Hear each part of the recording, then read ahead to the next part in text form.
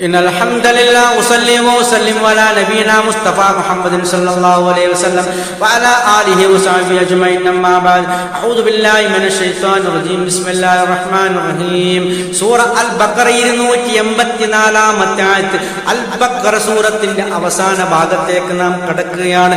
ലില്ലാഹി മാ ഫിസ് സമാവാതി വമാ ഫിൽ അർദ്, ലില്ലാഹി അല്ലാഹുവിനുള്ളതാണ് മാ ഫിസ് സമാവാതി ആകാശങ്ങളിലുള്ളതും വമാ ഫിൽ അർദ് ഭൂമിയിലുള്ളതും, ആകാശങ്ങളിലും ഭൂമിയിലുള്ളതും അത് മുഴുവനും അള്ളാഹുവിനുള്ളതാണ്, അത് അള്ളാഹുവിൻ്റെതാണ്.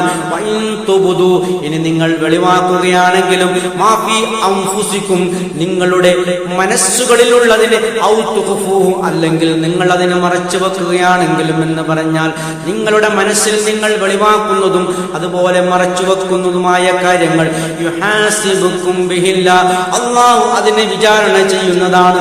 ഈ ആയത്ത് അവതരിച്ച സമയത്ത് അള്ളാഹുവിന്റെ റസൂലിന്റെ അനുചരന്മാർ അള്ളാഹുവിന്റെ റസൂലിന്റെ അടുത്തേക്ക് സല്ലല്ലാഹു അലൈഹി വസല്ലമയുടെ അടുത്തേക്ക് വന്നുകൊണ്ട് പരാതി പറയുകയാണ്. അള്ളാഹുവിന്റെ റസൂലെ, ഈ രൂപത്തിൽ ഞങ്ങളുടെ മനസ്സിലുള്ള കാര്യങ്ങൾ പോലും അള്ളാഹു വിചാരണക്ക് വിധേയമാക്കുകയാണെങ്കിൽ അത് വളരെയധികം പ്രയാസകരമാകുമല്ലോ. അപ്പോഴാണ് ഈ ആയത്തിന് ശേഷമുള്ള അവസാനത്തെ ആയത്ത് ആമന റസൂൽ എന്ന് നമ്മൾ വിളിക്കുന്ന ആ രണ്ടായത്ത് അവതരിപ്പിച്ചുകൊണ്ട് ആ സഹാബാക്കൾക്ക് അള്ളാഹു സമാശ്വാസം നൽകുന്നത്, അതിന്റെ വിശദീകരണം ശേഷം വരുന്നുണ്ട്.